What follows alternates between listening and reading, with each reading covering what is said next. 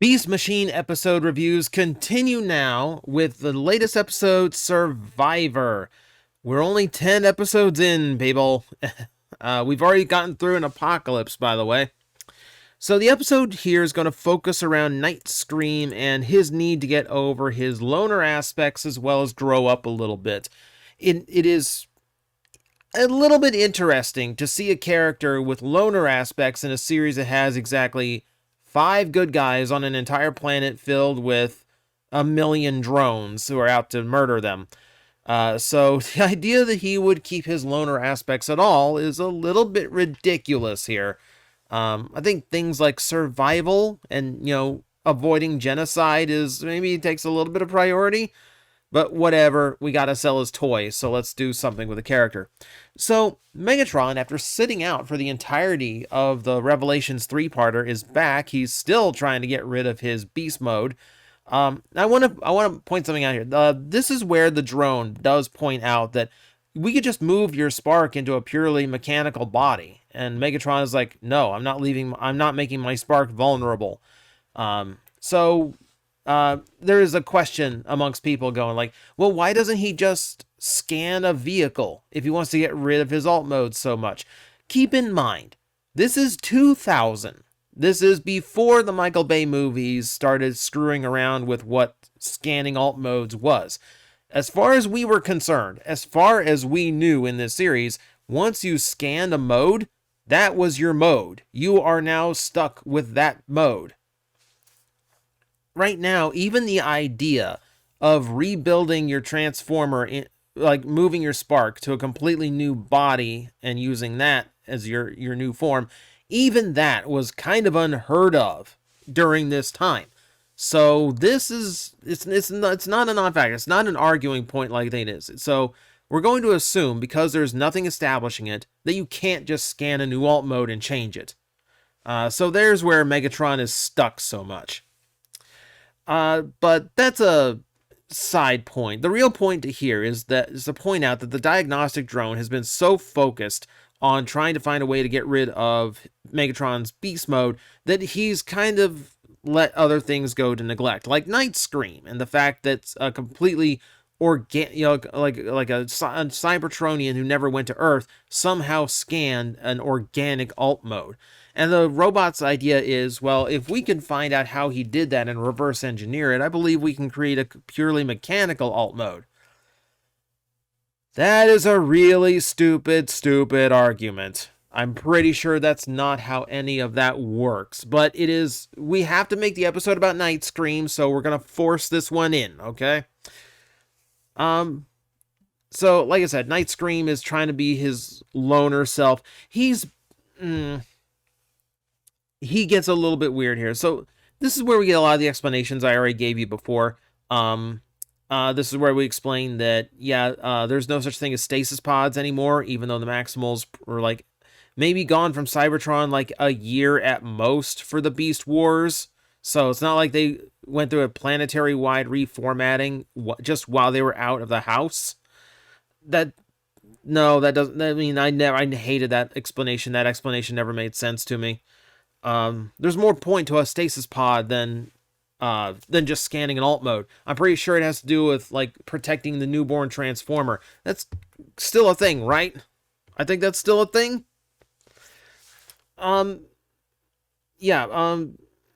He also mentions that he starts getting like really like he's doing this loner thing the writers do where they try to make him really unlikable, so he walks away. But when he's the focus of the episode, you want to be able to like him.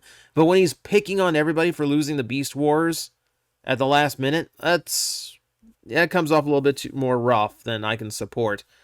I get it, but it's a bit they go a little bit too much. They go a little bit too hard on it.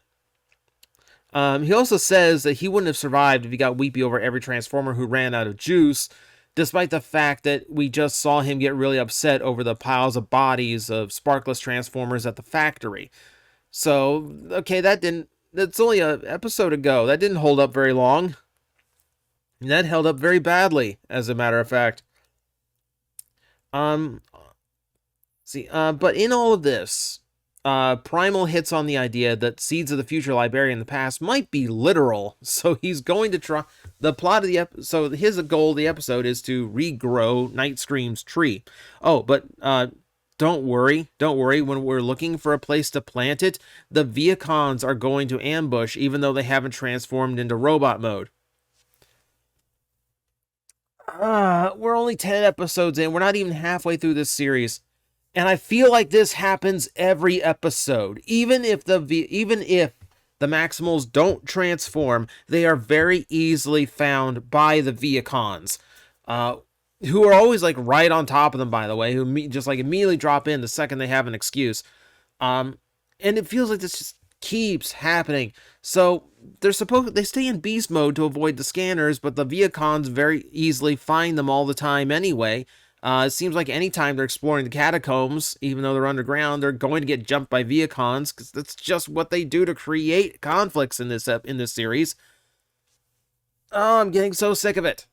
Either the beast modes protect them from being found, or they don't. You establish that rule, writers, to give them incentive to stay in beast mode. You either use it or you don't. Either the beast modes keep them safe or they don't. And if they don't keep them safe, what's the point of staying in them?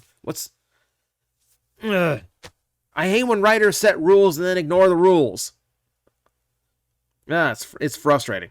It's frustrating. Let's see. Meanwhile, on the Rhinox side of things, he is now playing the long game. He is still pretending to be Tankor, but he's got his own machinations now. So, the Viacons actually do manage to capture Nightscream.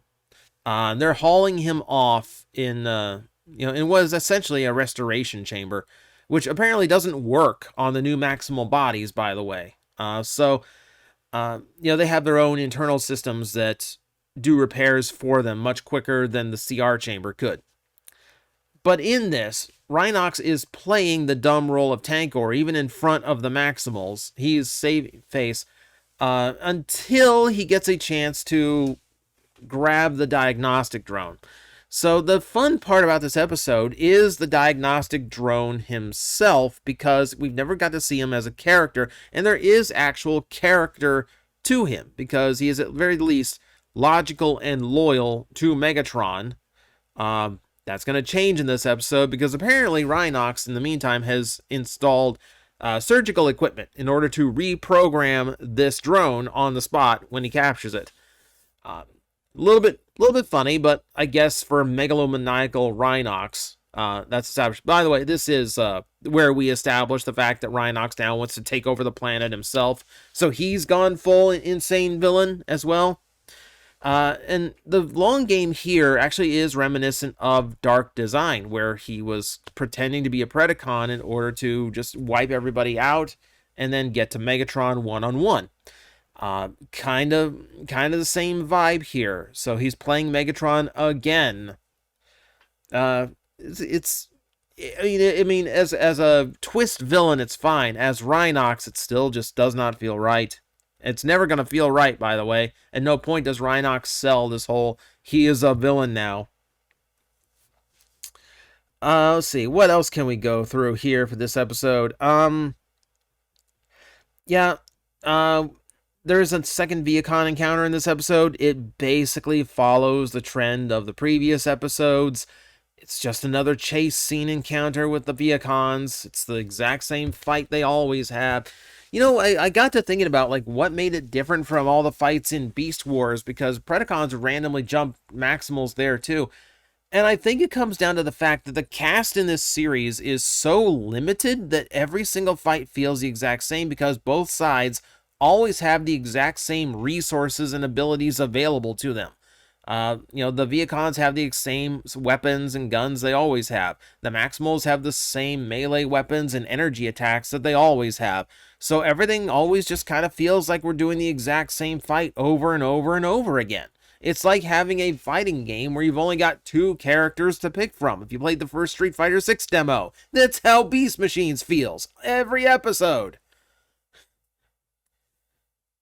It's a little frustrating. It's just a little frustrating at this point. Um, so the big reveal here is that there is a chamber that Nightscream apparently fell in that just is littered with bones all around it.